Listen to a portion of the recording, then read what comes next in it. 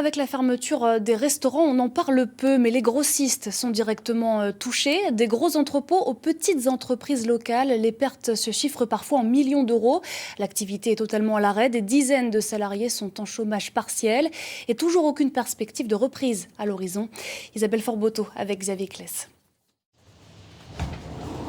Alors nous voici ici dans la chambre froide des produits carnés, qui normalement est remplie.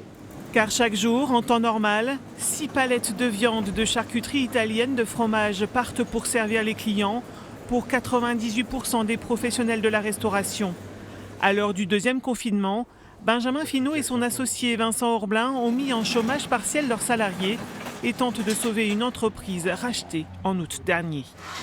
Je ne me plains pas parce qu'on peut continuer à travailler. On a quelques clients qui eux aussi ont la chance de pouvoir travailler. On a des grosses structures qui nous font bosser.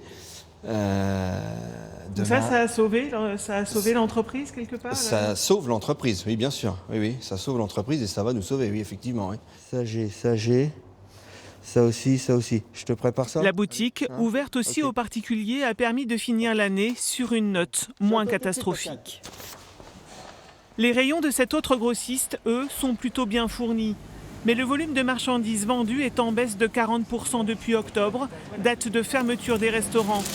Près de 30% des salariés sont au chômage partiel et il a fallu adapter et réorienter aussi l'achalandage de l'entrepôt. La plus grosse difficulté, c'est de gérer notre volume de produits extra frais qui sont soumis à une réglementation sanitaire très courte. Donc on essaye de faire au plus juste, à offrir un maximum de références dans un minimum de volume. Ça, c'est la première chose. Ensuite, on a développé au maximum tout ce qui est produit de vente à emporter, tout ce qui est emballage, toujours pour répondre à cette vente à emporter. Et puis après, on augmente aussi tout le référencement de produits d'hygiène. Les 110 camions de ce grossiste en boissons sont à l'arrêt. Et à l'intérieur des entrepôts, le silence règne. Normalement, un vendredi après-midi à cette heure-là, l'ensemble des quais sont remplis des préparations de commandes qui doivent être livrées le lundi matin. 99,7% de chiffre d'affaires en moins sur les mois de confinement. C'est la réalité de cette entreprise familiale. Elle est la plus grosse de France dans son activité et emploie 600 personnes, quasiment toutes à l'arrêt. Si la perte d'activité est énorme, l'autre inquiétude, ce sont les stocks, et notamment ces murs de fûts de bière, bientôt périmés. Vous avez ici tout le stock de produits qui va arriver en fin de vie dans les prochaines semaines. Malheureusement, ces produits-là ne peuvent peut-être pas être recyclés dans des circuits traditionnels comme la grande distribution ou des associations. Malheureusement, ça nécessite un équipement technique vraiment spécifique. Je ne sais pas ce qu'on va faire de ces produits-là. Aujourd'hui, c'est plus d'1 million d'euros de marchandises qu'il va falloir que je détruise.